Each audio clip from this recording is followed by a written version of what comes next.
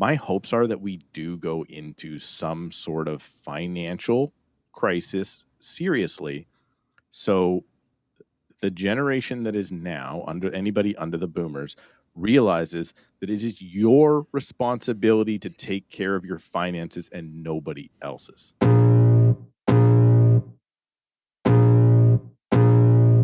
Welcome to the Tom Storey Show with Steve Karrasch and Tom Storey, where we discuss everything real estate or whatever else is on our minds.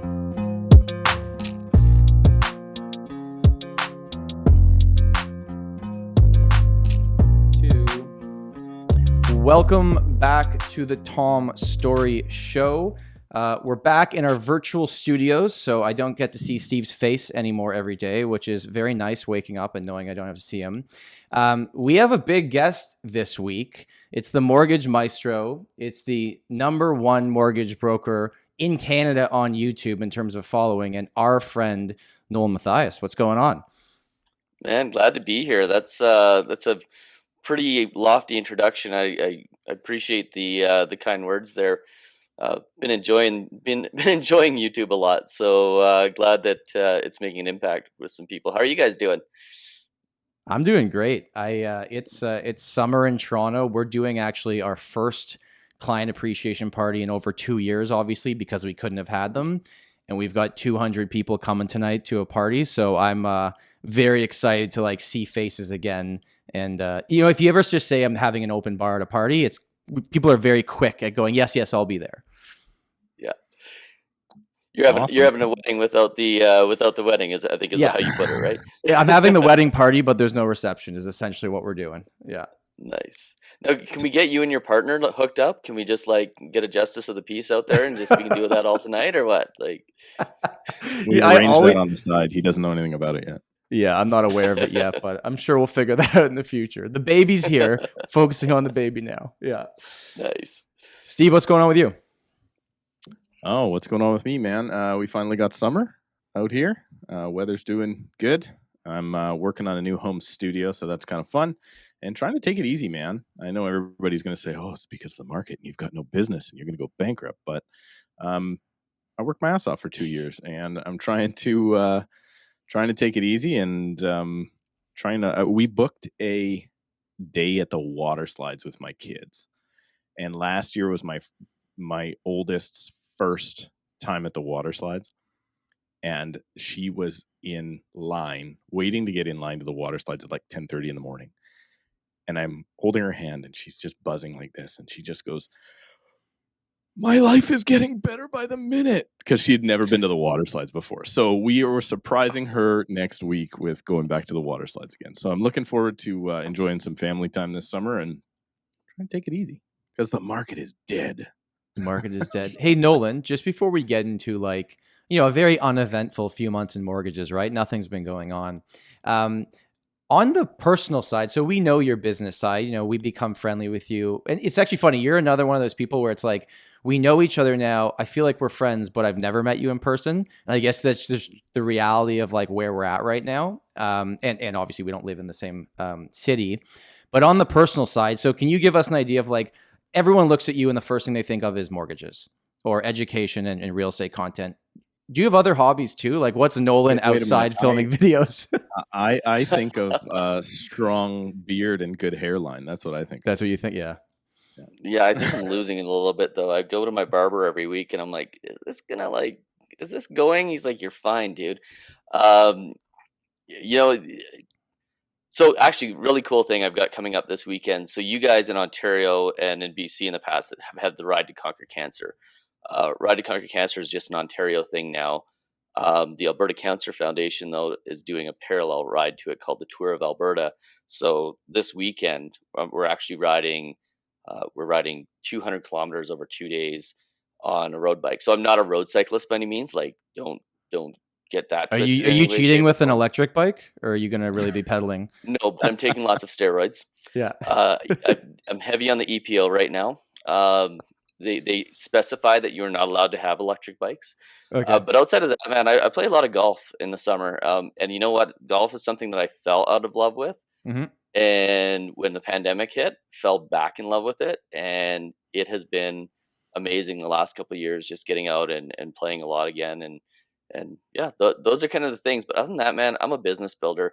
Yeah. The thing that gets me up in the morning is entrepreneurship, building businesses, teaching people how to thrive financially, and then really just giving back. So there's two sides of it, right? It's like building as big of businesses and doing that stuff is what drives me, and then the giving back, the things that we can do with the money once we've got it, is really what rewards me. So that's kind of my jam, and then golf and cycling and laying on the couch in the winter are kind of the things that come along with that. So now that real estate is going so poorly and the mortgage world is crashing down, what business are you going to build next? House painting or?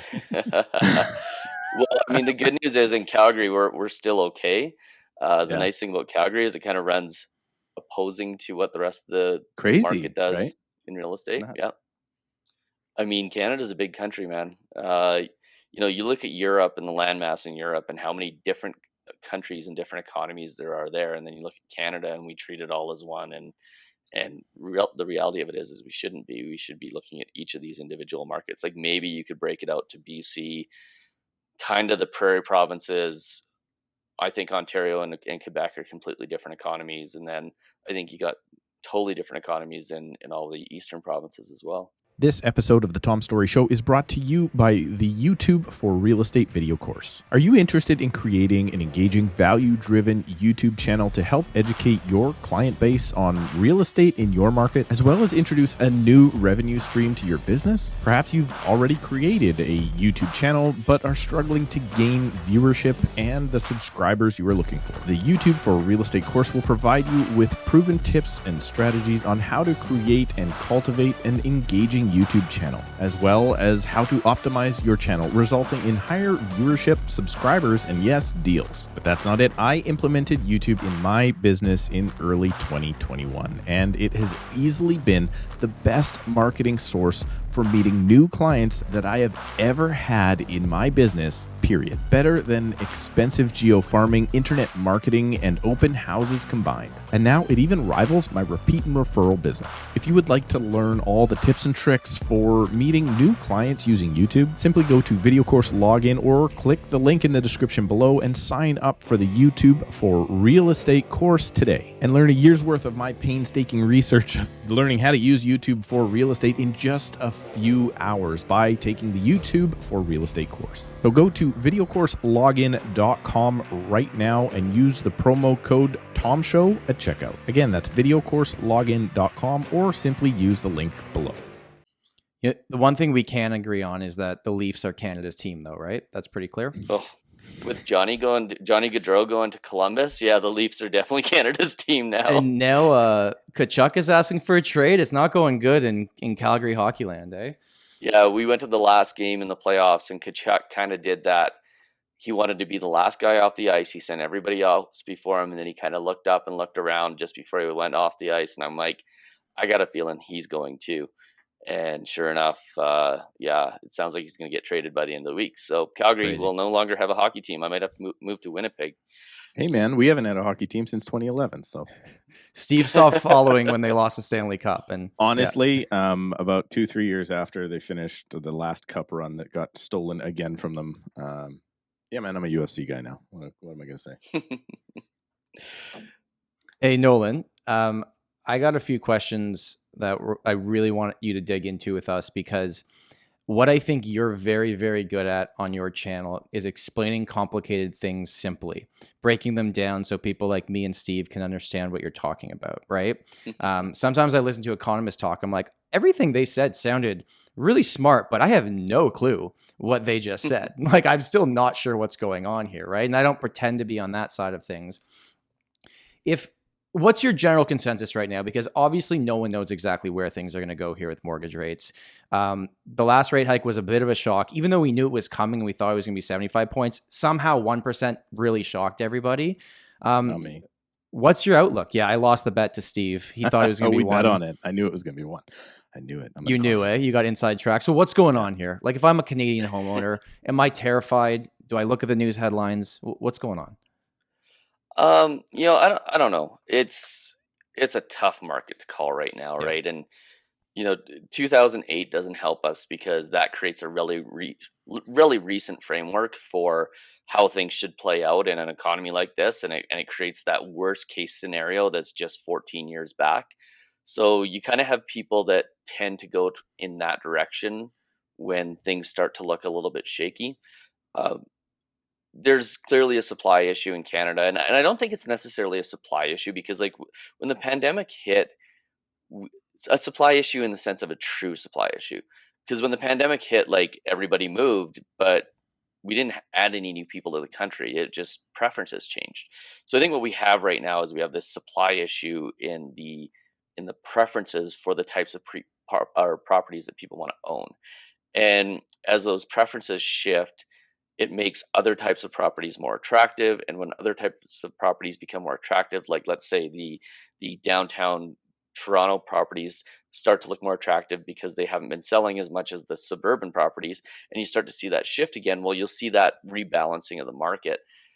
And I think the long and short of it is we don't know what's going to happen. CMHC predicted last week. They didn't really predict, but they did some modeling because that's what they do. They're an insurance company. They have to do modeling to figure out what their worst case scenario looks like. And they predicted a 5% drop from the top. So obviously they're factoring in some things that are going to support the market, especially when you see certain areas of the suburbs that are down 15, 20%, right? So it's really, I think it's anybody's guess at this point. I think with respect to interest rates, I get roasted on my channel all the time for the fact that we recommended variable rates to people, and everybody looks at that recommendation and it's like they think that variable rate recommendation was all about the rate. Well, it wasn't. It was about risk. And the big risk with a 5-year fixed mortgage has always been a penalty, and we have 60% of people that don't make it to the end of their 5-year term. In fact, they don't make it to the end of 3 years. So if we have a 60% probability that somebody's going to have to pay a penalty, then the rate recommendation was a variable rate. But then we have this outlier, this very small chance that interest rates go up fast, and they go up a lot, and maybe there was a 5% chance of that, and we found ourselves in that outlier scenario, and now we're sitting there with people blaming us for the fact that they chose variable rates, even though everybody in Canada who got a mortgage had to talk to somebody. They had to have an advisor, and at the end of the day, it's like that we've got this outlier scenario on interest rates. Financial Post put out a really good article last week showing what happens when interest rates go up, that they typically overshoot and they have to come back down. And for the last 25 years, interest rates have come down to below where they started at the beginning of an interest rate hike. So, I think we're going to have some short-term pain, but the prognosis is this: like these cycles are 3 to 12 months, and 12 months from now, we're going to be having a completely different conversation. I've not argued with Steve about this, but I've gone variable on everything. I have 3 variable rate mortgages right now because I own a few properties, and I still think, maybe because now I didn't buy these in February, so let's be clear. It's not like I just bought them, but I still think long-term I'm going to win with the variable. And if I have to 100%. Refinance and break it, that's only 3 months interest. And like, I look at all of that and built this in. And like the last few years, the amount I've been winning by having the variable when rates really went down, like over the period, it's just everybody seems to only look at right now. Right now, I'm waking up. What is my payment? Why did this happen? I know Steve has a lot of questions for you too, so I'm going to flip it over to him in a sec. But can you explain to me the different type of variable mortgages? So there is the type of variable mortgage that is like static, where even when the rates go up, it just pushes more interest. And then there's the variable that changes with the prime rate. Do you know percentage-wise what Canadians got? Did they even know what they were getting? So the most recent stat is that just under 50% of mortgages in Canada are now done through the mortgage broker channel. Okay. So most of the mortgages done in the mortgage broker channel were done with what's called an adjustable rate, and that means they have an adjustable payment. It's a variable rate, but it has an adjustable payment. The other half of mortgages, therefore, would have been done by banks, and most of them have variable rate mortgages with fixed payments, with the exception of Scotiabank, Scotiabank has pretty significant market share in the mortgage market. So I'm going to assume that if we just say, okay, 4 of the 5 major banks have variable products, the rest were done either through Scotiabank or the broker channel. My guess is there's going to be a slightly higher number of people that have variable rate mortgages with adjustable payments. And really the main difference is if you've got a variable rate mortgage without an adjustable payment, instead of the payment adjusting, the amount that you have going to principal is adjusting, and it's making your amortization longer. So it's making it so it takes longer to pay off your mortgage. And in my mind, if you just look from I always say this, like, personal finance is a psychology problem. It's not a math problem. And this is why the Dave Ramsey snowball method, where you pay off the lowest credit card first, you ignore the interest rates, is probably the best method to pay down debt. It's because you're dealing with psychology, not with math. I mean, the math way to do it is to pay off the highest percentage debt first. But in the case of a mortgage, it's like, well, we've got to figure out the psychology problem of how do we make sure that somebody's prepared for 5 years from now for the renewal. And if you've got a 5-year fixed mortgage and you're paying 1.25% right now, well, in 5 years, your interest rate is going to go up. So you have to do something right now. Or if you don't do something, you're going to feel a lot of payment shock. Variable rate with a fixed payment is exactly the same sort of thing, except you've got exposure earlier because you could hit a trigger rate where you're no longer paying down any principal.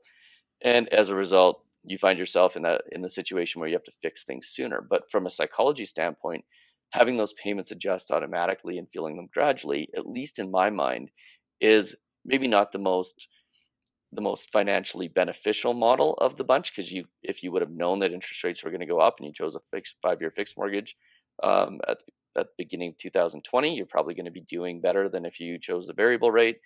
But you're going to feel a lot of pain somewhere down the road. And the question is, are you going to be ready for it? And keep in mind that in 2008 in the US, there was 2 things that caused that crisis. The first was the ninja loans. So the fact that people expected housing prices to go up and they were giving mortgages to anybody without verifying anything. It was ninja, no income, no job, no assets. They weren't qualifying people. But the big thing was that they had these 5-year adjustable rate mortgages. They call them 5-year adjustables. They're the same thing as a 5-year fixed in Canada. But what happened is they called them teaser rates. And when all those teaser rates started to reset and interest rates went up, that's what imploded the whole thing. Like, all the people who didn't qualify, they were still making their payments until the interest rates reset. And that's when things became a major problem. Yeah, I got a friend that's in Seattle, and he went through it. So yeah, you were talking a $1,700 a month mortgage payment, I think, when I spoke to him. And he was like, yeah, it was fine. And then I think 4 or 5 years, whenever it was into owning the property, that it wasn't like you just got it was somehow, my understanding, it was like, okay, here's your new rate. Like, you don't get any choice. It's like, here's your new rate. And his rate, or his loan, went up to like $4,800 a month or $4,200 a month or something. And he was like, okay, that's ridiculous. So then he's like, okay, well, can we not negotiate this? Can we not figure this out? No, can't do it. The bank's not interested. So what he ended up doing is selling the property at a loss. And actually the person that bought it, somebody he knew, right? And it's like, but you would rather than take you're going to sell this property, let's say I owe $400 on it, you're going to sell it for $250. He's like, well, how about I just get a lower payment and I keep paying off the $400? And the bank's like, not going to happen. Right. So to me, it all seemed kind of backwards, because a lot of those homeowners were able to continue to make payments, but because of the new crazy, they viewed them as like, an introductory kind of, I guess, rate or introductory payment. And some of those clipped in after 2 years and then just more than doubled. Right. And Nolan, is it fair to say that banks have no interest in being in the real estate business? They are in the lending business. So that's why that conversation wouldn't have happened. Yeah, I mean, what they're looking for is, they're out $400,000, but they're looking to get the $250,000 in capital back so that they can redeploy it. Yep. And either at a higher interest rate or just cutting their losses so that they know they're not exposed to it. Right. They're trying to rebalance their balance sheet, basically. Is there sorry, go on, Steve. I was going to say this comes out on the 31st. On the 25th, I released a video about this topic. Here's what I'm seeing happening, and correct me if I'm wrong. So somebody comes to you, Nolan, your team. Here's my live deal.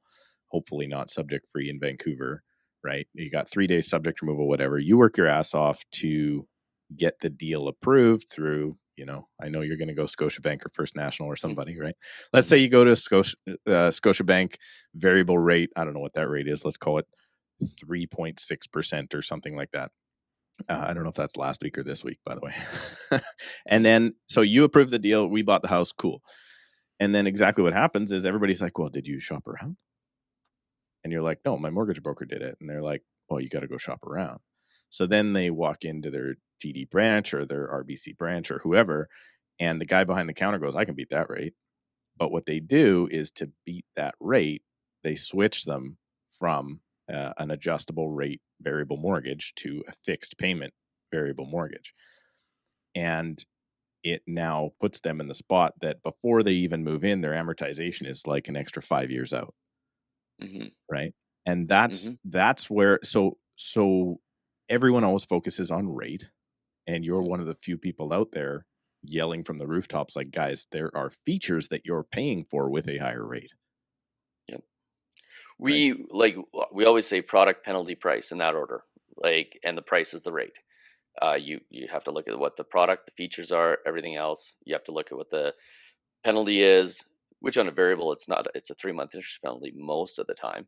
And then you look at the price. But here's the thing about like bank tellers is it's interesting. It depends on the bank, but there's some banks out there that if you go in there and you ask for a $10,000 bank draft, or you're sending a $10,000 wire, those tellers are so fast. Every single one of them, they will say, oh, are you buying a house?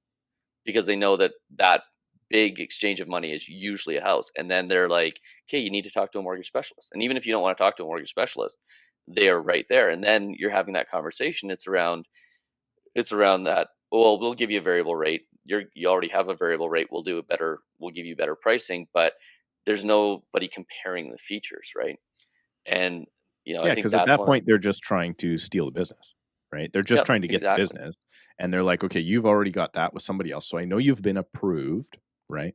So now we can probably take 3 months till closing to actually approve you, and then not tell you now the benefits. Because remember, this is one thing that I always stress to people: the people at the bank are there to be employees of the bank and do as good for the bank as they possibly can.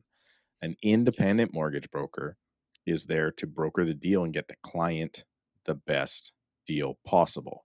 I think the breakdown is not enough brokers do a good job of explaining the benefit of the product that they have just offered.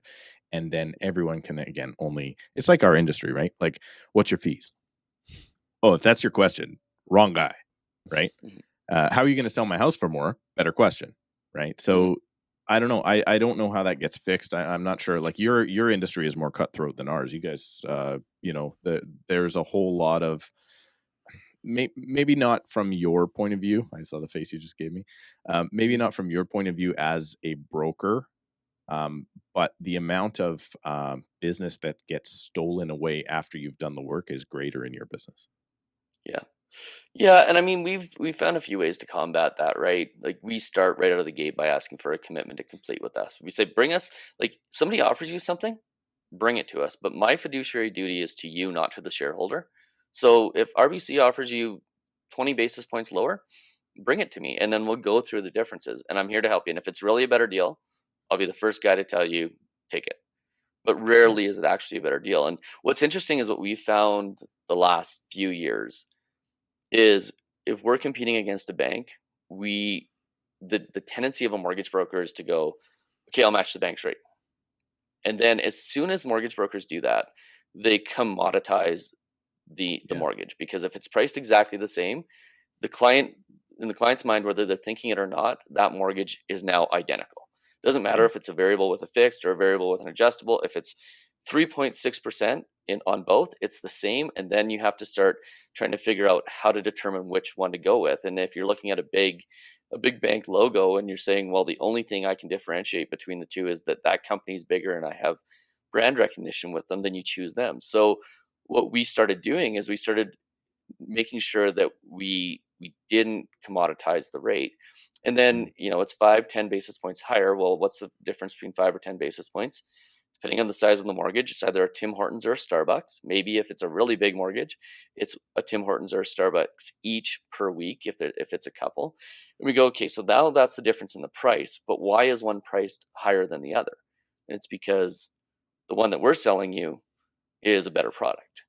And as soon as people start to extrapolate that, well, I'll pay more for value, right? Like I'll pay more for the Louis Vuitton purse than the Michael Kors purse because that has a significantly higher value in my mind, then it becomes a really easy sell. And then once we take that focus off of price and we put it towards the value, then it becomes really easy. And very rarely, I think in the last 2 years, we've probably lost about 4 clients after we had actually done the work to somebody coming in and offering a lower rate. But what about that $1,000 cash back? That's the new one, right? That's the new one. The banks, do that. Almost every bank right now.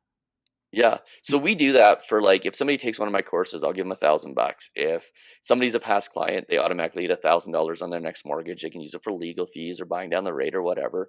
But the difference between like me giving them $1,000 and a big bank giving them 3% is at the end of 5 years, if they took a cash back for 5% or 3% or whatever, and they try to pay it out even a day early, they have to not only pay the penalty, which is going to be astronomical, but they have to pay back the cash back, even though they've been paying it back by paying a slightly higher interest rate for the last 3 to 5 years. Now, when you look at 60% of people don't make it to the end of their 5-year term, you're creating a scenario where 60% of people are going to have to pay that cash back to the bank, and they don't realize it until they get that payout statement. And then all of a sudden it's like, well, you should probably port your mortgage and keep it with us and pay a higher interest rate, because paying a higher interest rate is better than having to pay us back $20,000, right? I love the ads that are like, switch over your banking to us, switch your mortgage to us, and we'll give you a 3-year-old iPad mini. And people are like, all right, sign me up, but don't look into anything else. And I'm not throwing shade at the banks because I got lots of friends there, but it's like, maybe they just have more marketing power and the name's bigger, and that's why that works on some people, but they don't read into it. And one of the things too with, I'm sure, the mortgage contract and everything is like, I'm sure a mortgage contract is dry. Like reading through it one by one is dry. The iTunes agreement is dry. You don't read it. You go to the bottom and you click, click, click. And that's why I think it is so important having someone that can actually walk you through it and say, well, the rate's not the only thing. Like there's a ton of other factors here. But, and even like we were talking about, you walk into a bank and you take out a deposit and the teller asks you like, well, are you getting a mortgage? Well, they're trained to do that and they get points to do that, which then makes their bonus at the end of the year to do that. And they might be smiling and they might be an awesome person, but that's their job. Yep. Where your job is at least to get all the information, explain it to them so then they can make their own decision. And, it's funny, we were talking about cashback. I got referred someone yesterday. We had a great conversation at the very end. He goes, what's the incentive for working with you guys? Like, realtors have incentives. What's the incentive? I said, I'm not going to let you overpay for a property. Like, that's my incentive. Like, someone else will give you cash back, but they're going to make you buy something you shouldn't have for too much money because that's their only value proposition. Yeah, I'm not going to let you do that. If I'm giving you half of my paycheck, what do I care what you buy? Right. Like, that's honestly, that happens. And then there's not proper advice because you're not going to put in as much work, I don't think. I mean, as a human nature, you have to, fiduciary duty, all that stuff. But are you going to really, if half the money's coming back? And I mean, we see it a lot. We see it a lot in Vancouver. What we often say to people now is we say, I understand why you're asking that question, but I don't think you understand what you're asking. And that's okay. But let me explain what you're asking. You're asking basically for that realtor or that mortgage broker to reduce their income in half. So if your employer came to you and said, Mr. Engineer, we'd like you to do the job for $60,000 instead of $120,000, would you do it? And the answer is usually no. It's like, well, why not? Well, because I'm worth the $120,000. I'm not worth $60,000. I do a good job and I've earned my place to be able to earn this income. And as soon as you say to them, like, basically what you're asking is you're asking my assistant to work for $30,000 a year and you're asking me to work for $60,000 a year. And if I do my job right, like, what you're asking for is basically a $3,500 discount. If I do my job right, I'm going to save you $15, $20, $30,000 at least over the next 5 years. And if I don't do my job right, then yeah, you deserve that money back. But there's also like, it's like any new realtor, any new mortgage broker, one day out of the course can save you half your commission, or it can save you 10 basis points on your mortgage. But do you really want to have them negotiating that contract for you, or going, yeah, that house looks good, and not realizing that it's got all these underlying issues. It's on a highway and you're never going to be able to sell it again, right? Like that's what you're paying for, is you're paying for that experience and that I think advice. what the consumer though is really asking is, am I getting the best deal? And then it's on the professional to say, okay, here's why, right? You are buying, what did you say earlier? The Louis Vuitton over the Michael Kors. Like here's this, and I'm not selling you a fake Louis, right? Like you have to explain those things, because there's a lot of people out there buying fake Louis. Also, when the mortgage renewal or you want to sell your house again, when that happens, your Louis Vuitton bag is still worth what it was worth before. The Michael Kors probably isn't. And then the analogy here is like, I'm probably still selling real estate. Nolan's still doing mortgages. That other person may not be in the business anymore, right? So but everybody thinks short term for everything. I think it's human nature, even though you should be looking long term. But what's happening right now? Why do I care about it today? And I think that's part of it. Yeah, there's a great book called Thinking Fast and Slow, and there's certain decisions that are better made quickly, and certain decisions that are made very slowly with a lot of thought and consideration. And everybody's looking at mortgage and real estate decisions the last couple of years as very short-term decisions, when really what they're doing is they're making long-term purchases, and it's just bad decision making. I got something to kind of switch us into a little bit to get back to the market, because a lot of people listening here want to hear about the market. Nolan, you say in your videos often, it's not something that we saw coming that causes the biggest issue, right? Like and I went back recently on Tom's suggestion and watched my predictions video from the end of the year. And do I look like a moron?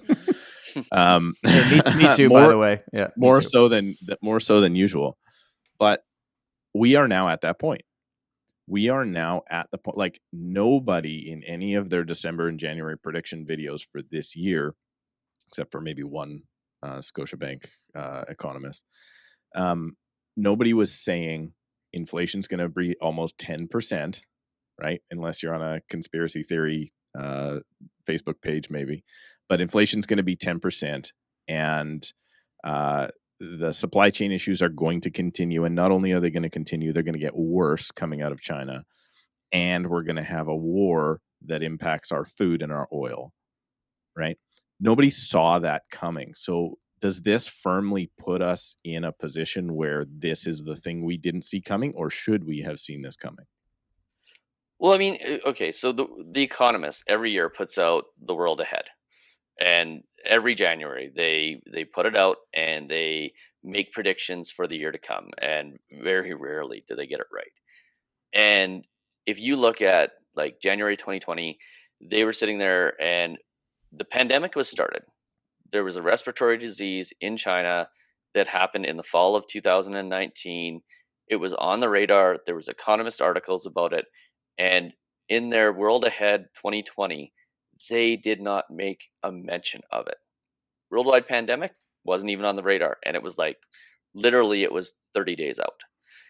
And then you go and you look at 2022, same sort of thing. Like Russia is putting military equipment in Belarus, I believe it was, and they're lining up on the border of Ukraine, and it's pretty clear they're going in hindsight, but nobody's actually thinking that they're stupid enough to do it, and then they go in.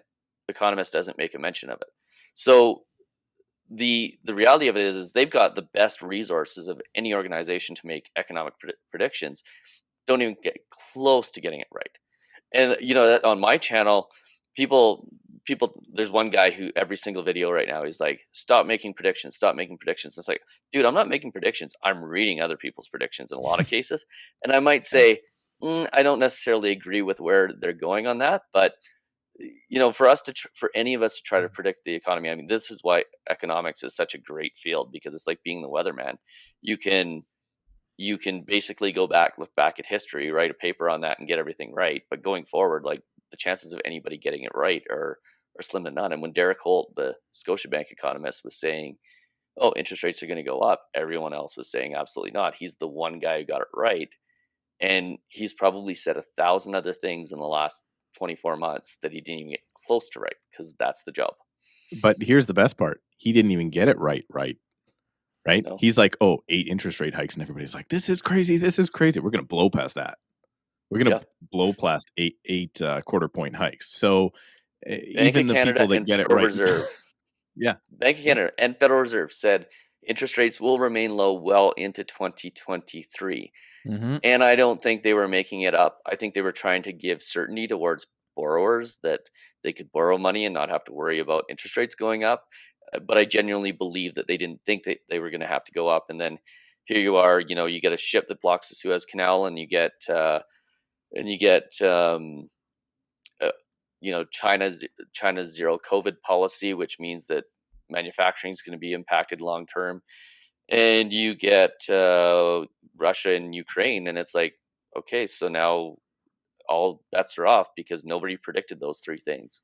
I have a theory about the personal brand side of things. When we're making YouTube videos and we're putting out, what's on our mind, or we're reading predictions or things like that, they see our face and they know our name. And it's very easy to point the finger and goes, Nolan told me this. But when the economist comes out with something and they're totally wrong, well, who's the face I point at? Who is it? Well, it's a brand. And that might be why a lot of brands go that way and don't do the personal brand thing, because, if Canadian Tire gets sued, it's like, okay, Canadian Tire is getting sued. But if that was called someone's name, it's like, oh, that person's getting sued. That's way more serious. And I think that's what really happens on the YouTube side of things when we go and say what we think is going to happen, because we don't know any better than anybody else. And we're saying, like, this is my best gut feeling, but me and Steve talk about it all the time. It's like, I think real estate agents and mortgage brokers can maybe predict 3 months from now. That's it. That's the best we can possibly do. I want to ask you a question. So our friend in Edmonton, Taylor Hack, said this, and it got me thinking. And he used to do mortgages before he got into real estate. And he said, would you rather lose money to the market or to the bank? And it got me thinking, like, okay, the bank's not going to give me that money back. That's a higher interest rate. They're keeping that what I gave them, right? If you lose money to the market, and in this scenario, it's the housing market, not the stock market, over time, even through the bad times, if you didn't sell and you were able to hold, the market typically at least gives it back to eventually. But it could be a period, it could be a decade, right? Where in the stock market, if a stock goes under and that company's gone, they disappear. The house you bought, the land under it, it's there. We're not making more of it. So just kind of your thoughts on that process of like losing money to the bank versus the market, if there's a better way of going about it. Yeah, I mean, in your last interview, or one of your recent interviews with Richard Robbins, he made a really good point about the fact that you don't lose money on your house until you realize the losses, and you also don't realize gains until you realize the gains. And if you own one property and you're always going to live in it, people have this false sense of security that if they borrow on a line of credit, they're realizing some of the gains and appreciation. They aren't. They're still borrowing somebody else's money. But I think his point's really valid, that if you're buying a property for the long term, it's 10, 15, 20 years, you're not realizing losses until you realize losses. And it's as simple as that. So I think that's an interesting analogy that he made. I was talking to one of my good friends, and we were kind of having the debate where I was saying, okay, well, when the housing market goes down, if you don't need to sell, don't sell, obviously. And he was saying, yeah, but like my stock portfolio, when some of them really hit, I have to adjust every 3 months, and I got to take things out. If there's really bad, it's looking like one's going to go a bad direction with a company, I want to get out of it now, even if I've lost half. Where I feel like it's not the same with real estate, because the land is still there, the house is still there, but some of these companies in the stock market could go under. And he was arguing with me on the stock side of things. And by the way, put up your hand if you've lost money in the stock market this year, right? Okay, so on the stock side of things, you might just say, listen, I lost 50%, I'm out. But in the real estate market, unless you have to sell, you don't need to. Like the losses or the gains or losses aren't realized until you sell in real estate, but maybe on the stock side of things, they are if it's just not going in a good direction. It's the same thing though, Tom. Is it? It's just easier and cheaper to get out of your stock, so more people panic there. Fair. Right? It's easier, like to sell your home is going to be let's call it best case scenario 2-month process, and it's going to cost you a lot of money. And then you got to maybe buy a new home or rent. It's a very expensive, and being in stocks is just a quicker representation of confidence in the market, in my opinion. And I don't view it any different. I haven't learned how to press the sell button yet on my stocks. Right, I buy. That's a good thing. I buy secure companies. I don't play, and I buy index funds, and I just buy as many as possible. Right? Everybody's big bad Canadian banks, they're stealing my money. How about this? How about buy Canadian bank stock? If you think the banks are stealing everybody's money, get the dividends from that bank stock, because that's everybody else's money. Like, that's as simple as it goes, right? Like, how much of Royal Bank can I own by the time I'm 65? That's my goal. And I just think that to think that, oh, no, you know where it's really secure? Dogecoin is going to be the new thing, and I'll for sure be super rich because I bought Dogecoin. Like, it's maybe there's something there in crypto, but at this point for me, it's an unproven model, and people are not treating it as a currency, which is what they're supposed to be. They're treating it as an investment, right? It's like buying into the first dollar ever that was created and going, okay, how much is this going to be worth in the future? Like, it to me doesn't make a lot of sense to overthink things. Buy what you think is good.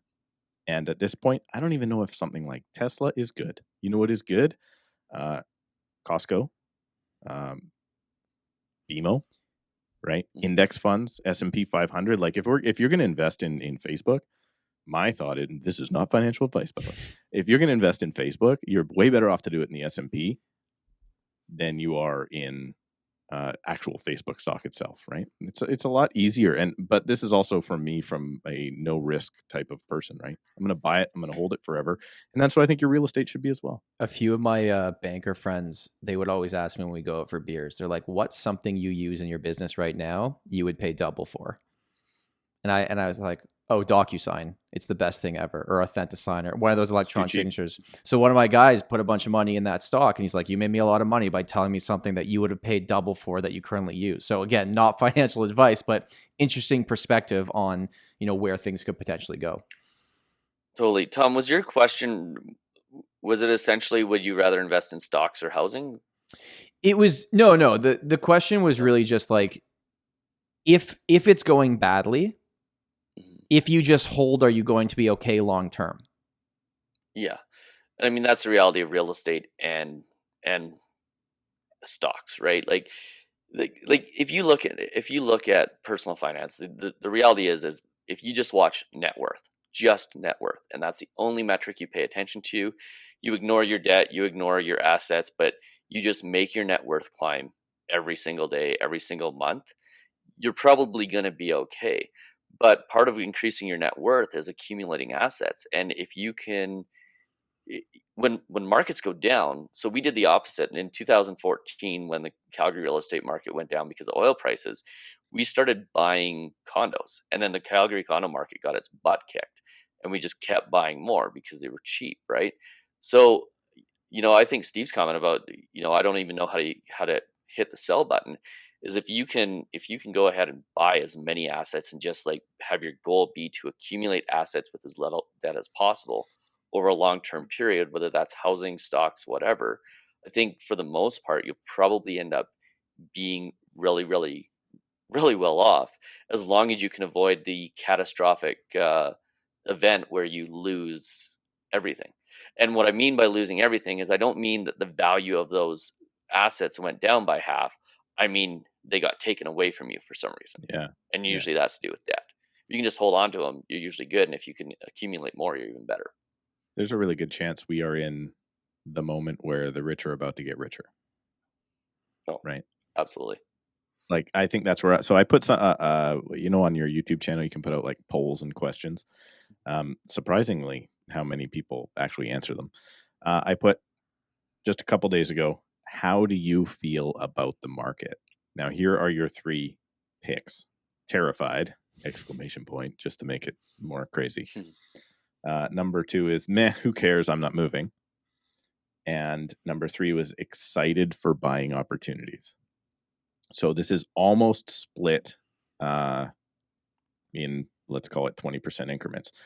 19% terrified, 23% who cares, and 58% excited for buying opportunities. So people kind of out there right now, and this is almost as good as a Manulife survey. It's 124 That's posts. Just so literally what I was going to say. So what headline can we, what 3 headlines can we write here? 58% of Canadians are excited about buying opportunities. That's the positive headline, which will never be written. But what are the 2 negative ones we can write? Well, definitely that, one in 5 Canadians is terrified about the real estate market. But it just shows me that there are enough people out there that are going, okay, tell me when it's okay, because when it's okay, I'm going to start buying everything because I know that this is, so to me, it says, at least 4 out of 5 people taking this survey are probably pretty smart, right? Like they have a long-term outlook. But here's the part that I'm wondering. Is that coming from a section of the population that has done quite well over the last few years? And if we hit full-blown recession and problems and all that stuff, they haven't felt the pain yet. So they're still excited and they don't necessarily understand what's coming around the corner, or they're betting on that bad's not coming around the corner, or are they actually putting themselves in a position to take the next run, which is buy low and hold, right? Does that make sense? What percentage of people that said they were interested in buying opportunities would actually pull the trigger, though? I guess would be my question. Yeah, they're the same people that 2 years ago were going, "Oh, I'm going to wait for the market to come down," and it's like now they're going to get a 20% discount on that house, and but they're paying 30% more if they'd done it 2 years ago, right? Right. It's Interesting, people who are Tom. waiting are always waiting. Interesting, Tom. I put that survey out yesterday, and almost at the exact same time, I've got more new bookings from YouTube for new consultation calls today than I've had in the last month. Oh, our team's brought on like 5 buyers this week already, like new people saying, I want to buy a property. And what I found in my business right now is we've always tell people, like, for the most part, do what's more difficult first. So sell first if it's more difficult to sell before you buy. Buy first if it's more difficult to buy first, because you don't want to chase up the market if you sell first, and depending on where things are at. And obviously micro markets matter. But right now, of the 10 listings we will have on the market by the time that this podcast probably comes out, 8 of those people are going to be buyers, but they can't buy until they sell. And it was the opposite at the beginning of the year, where we had all this inventory that was ready to come to the market, but we couldn't put it on until they were ready to buy. But I think, and one of the things, and Nolan, I know you're very familiar with Benjamin Tal. We went on this like private call with him. There's maybe like 40 realtors on it. And he said that high interest rates don't scare him, but rapidly increasing interest rates scare him. Is that a valid statement? And the Bank of Canada has rapidly increased things?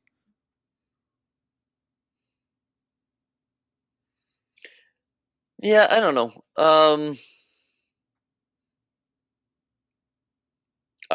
I don't know. I don't think there's one over the other. That I think what scares me is what the situation looks like 3 years from now. Sure. If interest rates haven't come back down, what all those renewals look like. That's what scares me. I'm not so certain I'm terrified of rapidly increasing rates. I'm not so sure I'm terrified of them going up to a high amount. Although if they continue to keep going up, I think the one thing that we're kind of starting to see is that all the central banks around the world, with the exception of Japan, increasing interest rates is not having a ton of effect on inflation. So if that's the case and we just keep increasing interest rates, but it doesn't have an effect on inflation, then where do we go? And the reality is we have to come back down, because otherwise it's going to kill pretty much all the demand and everything else. So I love Benjamin Tal. I remember Benjamin Tal in 2010 sitting in a room saying to people, you better be planning for higher interest rates. And here we are, like, he got it right. He was just 12 years too early. That sums up every prediction, right? But that's the thing. That's like all of us. We make these predictions, and that's where we end up, is we're nowhere close. And right. I don't know. Yeah, the thing that scares me is like I said, that if they kill employment in order to try to get inflation down, and it doesn't have an effect, or if they continue to increase interest rates, and 3 years from now, all those 5-year fixed are resetting. Those are the things that that scare me. But I don't think I'm necessarily as concerned about how fast they go up or how high they go. I'm I worried was about the outlying effects of that. I ran the numbers on just like a scenario yesterday because I knew we were going to be talking to you. And if you bought $1 million property with a 20% down payment in January for a fixed rate of 2.5, let's say, your payment would have been roughly $3,500 just purely on the mortgage. Yeah. Now, today, an $850,000 property with a 20% down payment, so less down payment, obviously that's clear, at a 4.99% fixed, which I thought was like a fair assumption of where things are at. It's probably even a little bit higher, but the payment was $3,900. So it cost $400 more today on the fixed side of things, $400 more today per month to buy a property that's $150,000 less. Now, again, caveat, your down payment was less because of that as well. So like, have we fixed anything? Because are homes becoming more affordable, or are we just doing it in a different direction now? Because the rental market in Toronto is the silliest thing I've ever seen. A 300 square foot bachelor just rented out for $1,800. Like, yeah. Well, rentals are definitely not getting more affordable. In fact, we're going to the opposite direction now, where rentals are becoming more so expensive that they're making purchasing look attractive, right? right. But yeah, I mean, really, like when people look at affordability, there's always this metric, and I can't remember what they call it, but it's like multiple of the housing price to people's income, and it's like if it's above 5, you're in an awful place, and if it's below 5, you're good. And people use that as a measure of affordability, but the true measure of affordability is like what percentage of payments is going towards the actual cost of carrying the property. And I think the answer to that is the payments are going up significantly, but the values of the properties are coming down, and therefore the affordability of the properties is the same. The price is changing. Yeah. One thing I want to just jump in here quickly, Steve, because we are so terrible about this. We are 50 minutes in, and we didn't ask if we always do this at the 50-minute point. My brain ticks in. If you like this podcast, please subscribe to the YouTube channel. Also, hit like and hit the bell and click all for notifications on the bell. Also, go to Nolan's channel if you don't follow him already, Nolan Matthias. Follow him because he is your source for mortgage information in Canada. And I guess if you want to, you can check out Steve's channel. If you're listening on Apple Podcasts, if you give us a rating there, I found that's the main one that kind of spreads everywhere else. So thank you for listening if you've gotten this far. Hey, Tom. Yeah. Hey, Tom, look at this back here. Oh, yeah, I gave him that. You see that, Nolan? It's a live subscriber count. Cool. Yeah. Nice. He's beating me by like 20 people right now. Nolan's like, that's so cute, guys. So Wait, he's beating you by 20 people? We can fix that later if you want. Hey, Nolan, just on your next video, say again that I'm the most influential real estate YouTuber, and that one day you put me up like 200 people. He already got that bump from the Nolan Matthias YouTube channel. I want to get back on to that, what we were talking about just before Tom realized we're doing a YouTube channel here. Here's the part where I don't get a lot of fanfare. You took that rate, or you bought that house, and you were stress tested at 5.25. So, yeah, who knows where rates are going to be, but if I had to bet in 5 years, are they going to be above or below 5.25? I would bet that's a pretty good line to guess at. Yep. Right? Like that's a pretty good over-under. So you may not be able to take it to a new institution because you may be in trouble and prices may be down. But you should be able to make that payment. And while you're at 3%, you should increase your principal portion of your payment right now as if it was 5.5%, because when your amortization comes up, you're going to be in a ton better spot. And why are we in this society where you don't have to take responsibility for your own financial choices, right? Like heaven forbid, right? Like you should be able to go, why is it, or you shouldn't be able to say, well, the bank's taking all my money. You should go, what can I do to make sure the bank doesn't take my money? Like if you think the bank is stealing your money, and what can you do? Stop going out and spending money on stupid crap. I mean, we were just in Whistler. I know how much lunch is in Whistler now, and it's ridiculous. But there was there was lineups for patios, right? Mhm. So at some point, maybe my hopes are that we actually do, and this is going to be terrible. I'm going to get roasted for this one. My hopes are that we do go into some sort of financial crisis seriously.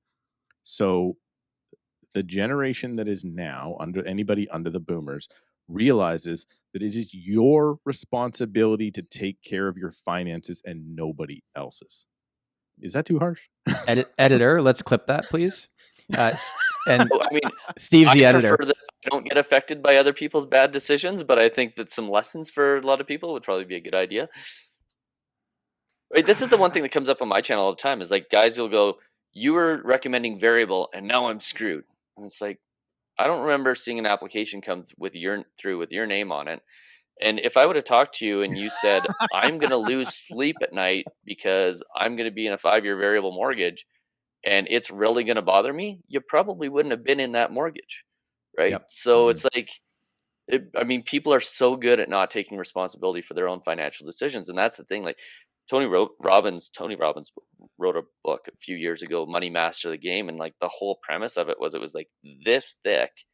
And I tell my wife not to do that around me in public, but it was that thick. And yeah, there it is. It's that big.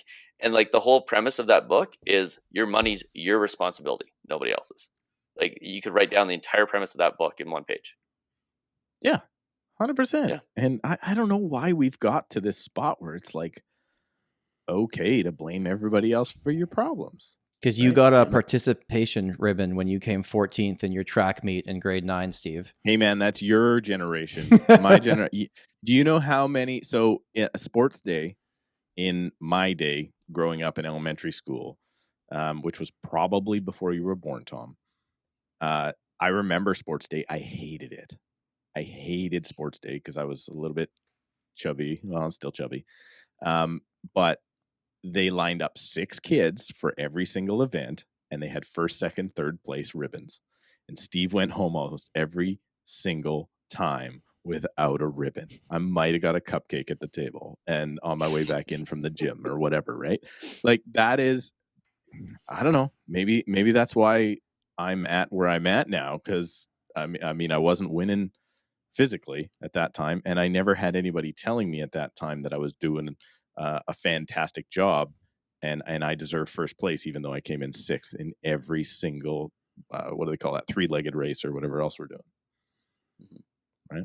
Yeah, I don't know what it is. There's one thing I can tell you about everybody I know that's successful, and that it doesn't matter who they are. Is none of them got there because they didn't try. They all just at some point made a choice that that's what they were going to do. Whether it was like, I'm going to spend 43 years in medical school to become a doctor, or I'm going to take out a $400,000 loan to become an engineer, to student loan. That's probably a little high, but they all just decided at some point that they had an expectation of they were going to do X, and they chose to do it. And there's a lot of people that also chose to do it and didn't make it. Like, I think I probably wanted to be a dentist or a doctor or an optometrist at some point, and then realized that I was too stupid to do any of those things, or was So I'm going just to help not people with smart their in the biggest right financial way. investment of their life.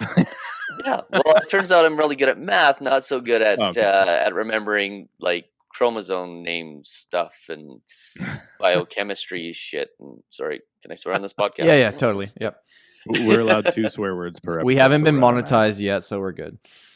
Nice. Not on the new channel yet. So subscribe so we can get monetized, so Nolan can't swear the next time he comes on. Okay. Sorry to throw you off, Nolan. Yeah. Sorry. I'm going to swear more when you get monetized just for that reason. So I mean, it's just like, and I get that it's not easy for everyone to make that choice, but I think it's undeniable that the responsibility over a person's own finances and decisions is theirs and theirs alone. Nolan, I want to switch this just slightly here for the last 10 or 15 minutes of the podcast. So your videos used to be recommended to me when I didn't know who you were. And I was like, oh man, this guy's setup's insane. Like, how is he doing what he's doing? And then I got to meet you through Steve. I'm not sure how Steve met you. Steve, did you like slide into Nolan's DMs? Marnie Campbell. Marnie Campbell. Marnie, Okay. the amazing Marnie Campbell. Yeah, shout out Marnie. And you have rapidly grown on YouTube, approaching 30,000 subscribers. You're putting out heaps of content. Like every day you're putting out videos. You're so consistent at it, which I think is the thing with everything in life, right? If you're going to be consistent and execute on it and have patience with the results. Now, when I started on YouTube, there was no plan. I would just put out videos for fun. And then I was like, Steve, you should do this. And then he did it and started building traction. I was like, well, Steve can do it. I'm going to gear it up here. I'd like to know on like a business side of things, the amount of business that Mortgage 360 does, and you can point to YouTube. Is that now your number one source, or is it still repeat referral and then YouTube secondary in terms of how people find you and reach out to you? Yeah. So YouTube's about a third of our business now. Okay. It goes neck and neck with past clients at this point. So depending on the month, if we look at like the year to date, they'll be within a couple $1,000 of each other, and it just kind of is. It's kind of back and forth. Now that being said, I've got 9,000 clients, so the YouTube number being that high is incredible. It's become a phenomenal source of business for us. And I mean, we're a repeat referral company. Like we've very rarely ever tried to do anything with online leads or anything like that, just because, we're also small, mighty, and highly efficient. And to do like massive amounts of online leads is hard. What we find with the YouTube subscribers is when they come to us, it automatically asks them if they're committed to working with us, which is the first piece that helps a ton. And then the second piece is like any one of my people can take one of those clients that come to us off of YouTube and work them through our system in the exact same way that they do with a referral client, because they're coming to us already educated in what we do and how we do it, which is huge.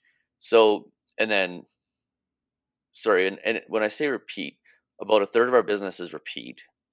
About a third of our business is referral, and now about a third of our business is YouTube. I mean, it's funny because me and Steve were taught through the coaching we do with Richard Robbins that a perfect business is 33% repeat, 33% referral, and 33% new. So I don't know if you knew that, but like you've got now the three, and that's how you continue to grow. Because if you do a great job, you'll get your repeat referral, but you got to have that new sector of business as well, right? Yeah, exactly. So I mean, it's been great and hugely rewarding on that end of things. So how do you put out so much content? Is it fair to say you're a little bit obsessed? No. Not at all. It's fair to say that I am, and always have been, highly focused on doing only the things that work and getting rid of every single roadblock that is in the way of making things work, to the point where my friends hate me because if they send me a text message that is, hey, do you want to golf tomorrow at 2:30? I'll see it. I'll go, I should respond to that, but I'm so highly focused on doing the other things that I'll forget that they even texted me. It's a blessing and a curse, but our entire business has always been set up in the way that we just eliminate all the hiccups to doing things.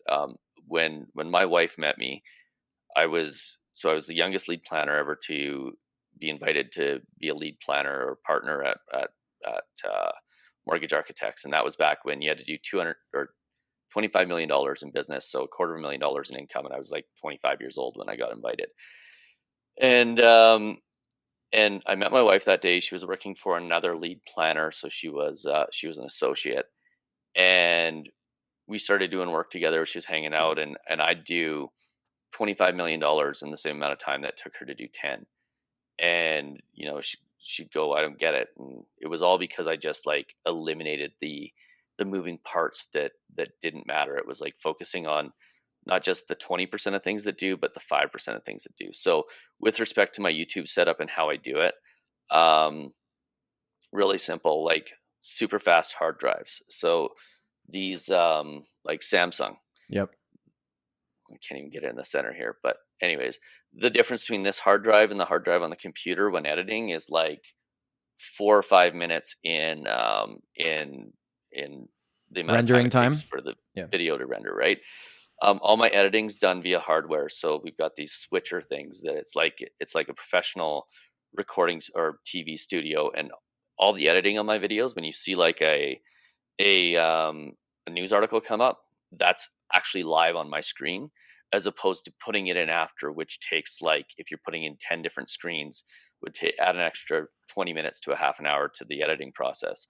I don't have to deal with the cards in the camera because I'm also recording directly to the hard drive that I'm editing on. Saves like 4 or 5 minutes.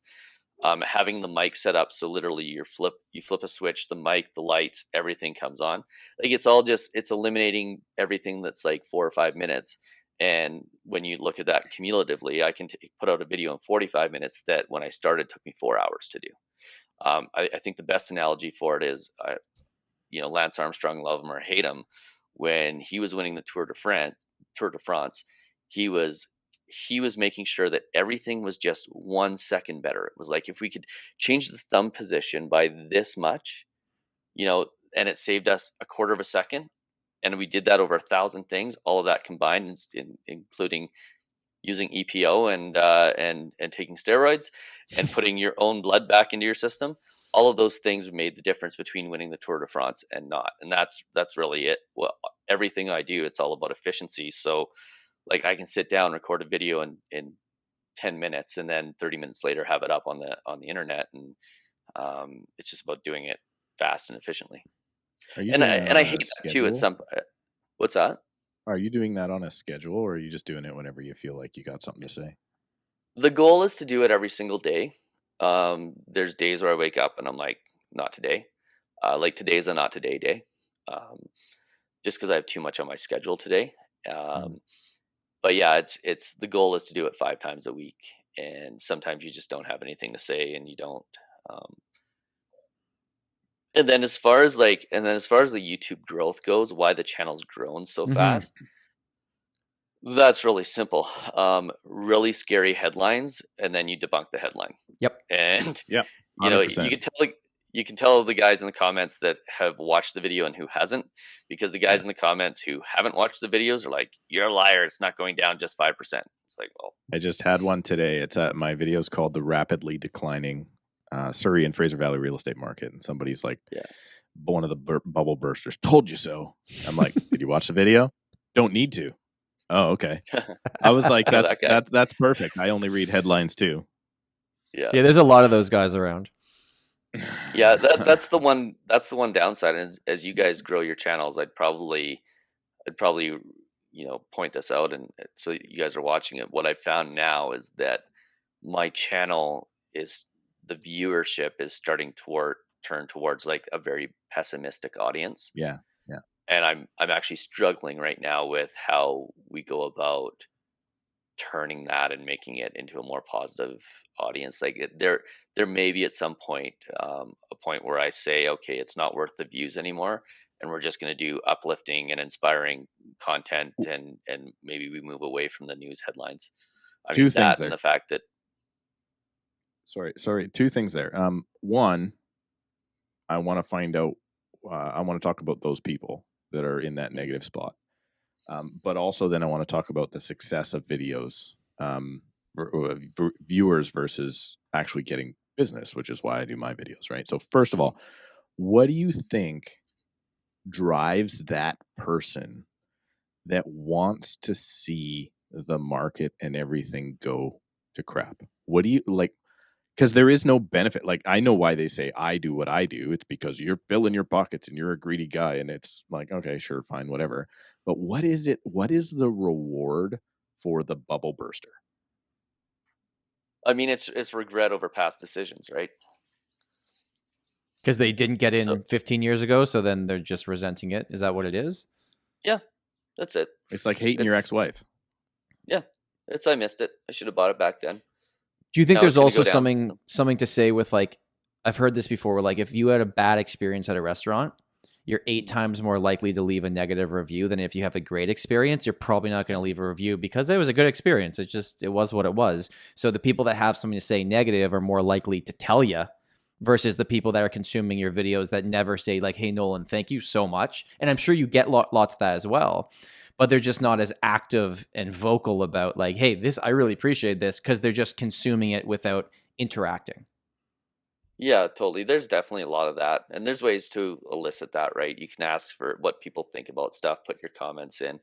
What I've noticed, and Steve, I think, got the brunt of this when we had our little fake feud, is I've noticed that like there's true fans on there that Yeah. will go after the guys that are going after me. Like I don't even have to pick a fight with somebody now. So somebody else will on my behalf, which is I think is amazing. That's pretty cool.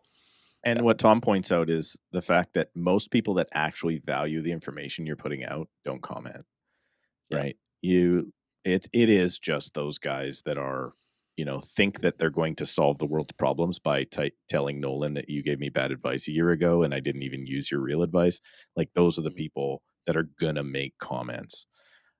Unless kind of you're on Tom's videos, because everybody's like, wow, Tom, thanks. Great. I think Tom actually pays for his comments. I'm pretty No, sure. the difference is if someone says something really rude, the one thing I love about YouTube is you can just make them disappear. They think the comment's still there, but you can make them disappear. If it's like really bad. You know what? Actually, the you haven't met Nolan, but I did in person. I was starstruck at the time, and a couple things. Me too. First of all, way more in shape than I thought he was going to be.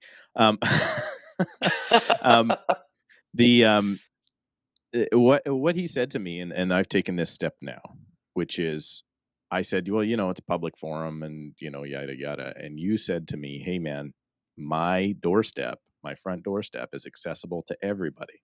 Doesn't mean you can come take a dump on my doormat. Yeah. Right. So I have now taken that into heart. So normally I let a lot of negative stuff fly.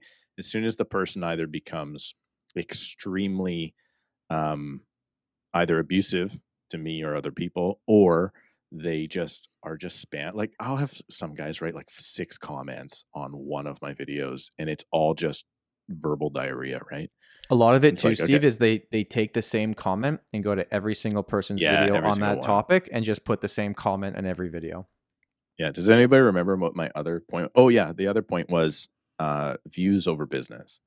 So I took my videos and I put them out there because I was sending them already to my database. They were providing value. And then you get sucked into the trap of how do I get more views?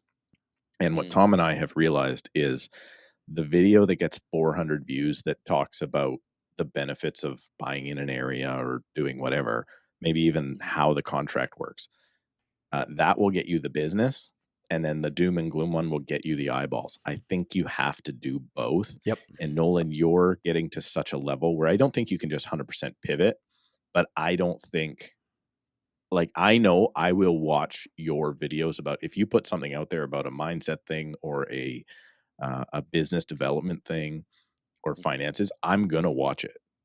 Right. And that's, I think, when you find out, who really cares and who you want to surround yourself with.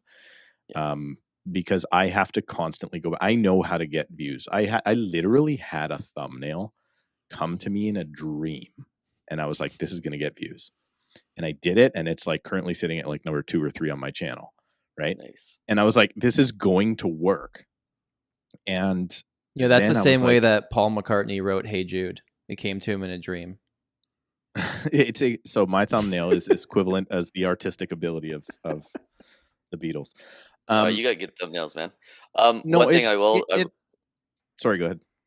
I was just gonna say one thing I will share with you guys is like we know the numbers, and what we know is that if we can get somebody's eyeballs that's new to the channel on the channel, then they will immediately get fed the other videos with respect to how to choose a mortgage properly, variable versus fixed. Like they'll get the low performing ones that perform low right out of the gate, but then perform really really long term as soon as they've seen at least one video on the channel. So we know, for example, that every 1,000 views on the channel generates $127 for the mortgage company.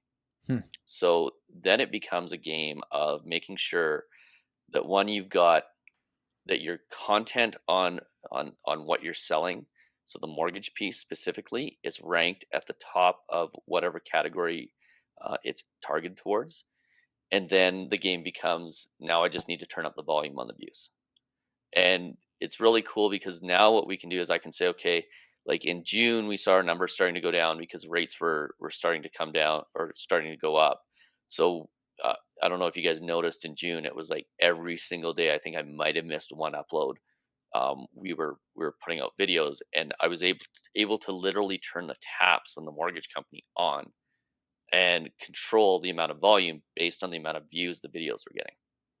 So I know that we got $200,000 or 200,000 views in that month, and then I can work back exactly what the revenue generation was from there.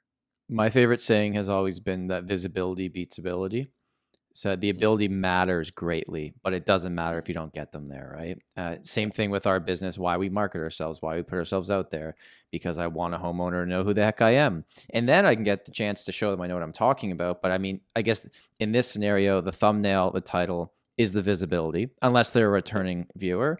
And then they get there and then you show them you know what you're talking about, right? So it's playing half that game. Like I told Steve in advance, I just put out a video which is a 10 out of 10 for me, which in YouTube terms is not a good thing. You want a 1 out of 10. But I got 3 emails. Like they didn't even go through my regular link being like, thanks for that video. I'm curious about this. Where I put out one that gets 27,000 views. The actual watch time is way down and I get 0 appointments out of it. So it's such an interesting game to try and play somewhere in the middle. Yeah, and I mean we're all figuring it out. I mean, you and I had a conversation, Tom, this week about external views and Google picking up the YouTube videos based on headlines, right? Like, and what we figured out was that you can have an awful thumbnail and a title that is a news style title, so like a headline style title, and there's a good chance that you can get that video picked up by the Google News feed. Yep. And then the views go through the roof. And how we figured this out was there's another mortgage broker who started a channel recently, and his videos are getting way more views than they should for the number of subscribers that he has. I've noticed it that was too. Because he was getting external views, but all he was doing was copying the BNN headline. And because he was copying the BNN headline, it was showing up in the news feeds. I mean, that's Steve's biggest video. That's what he did. Yeah. Oh, 100%. Yeah. I mean, I it is what it is. I totally copied a headline, put it in there, and then it was, now I have the Freedom Convoy following my channel. Amazing. Congratulations. Thank you. Nolan, I know you said you got a busy day, so I want to wrap this up, but really wanted to thank you for being here. I think if anyone has not already been introduced to you that's watching this, please take some time, go check out Nolan, go check out his channel. He's not going to guarantee anything because none of us can guarantee anything. But in terms of sound advice that is long-term based, there's nobody better on the platform. And I'm not just saying that because you're here. It's clear based on the views and subscribers that you get that people go back to you. There's no one else competing with you in your zone right now, which I think is awesome. And if you haven't subscribed to me, subscribe to me and don't subscribe to Steve because I'm 20 people behind him. I'm working on it. You want to see Nolan's face go crazy? You got to tell him he is right now. You can deny it, Nolan. You are currently the GOAT in the real estate space in Canada on YouTube. Like you're it. You're the guy. And there is. Sorry. Go ahead. Sorry. I was gonna say I'm gonna give you a compliment. So cover your. Yeah. There you go. I'm super happy and glad that we were introduced. And the crazy part is I was actually watching you in advance of being introduced to you. So I was super happy when I got the text from you, and I must have been Marnie that gave you my number or whatever because it's not public. And yeah, man, I'm happy to say we can have conversations like this and keep messing with people on YouTube. I love it. Yeah, I'm stoked. I mean, to meet both of you guys, I mean, you're both the real deal, and in every market, there's a few good ones and a lot of really mediocre ones, and then a few shitty ones too. But you guys are really good at what you do. Phenomenal realtors, and yeah, feelings mutual. I'm pretty glad we got hooked up. Nolan, quick story. I don't think I've told you. We helped clients buy a house earlier this year, And in the video that you were kind of taking a nice little jab at Steve and giving my name out, which was hilarious. I literally had a client screenshot me that I didn't know. They know who you were. They bought a property in Toronto through us. I had no idea and they're like, look, like this guy shouted you out. I'm like, yeah, I know him. But so it's just so funny, right? You don't realize who's watching, where they are. Well, I know you can look at the analytics, but you have reach in Canada. And I think you should be proud of what you built because it's awesome.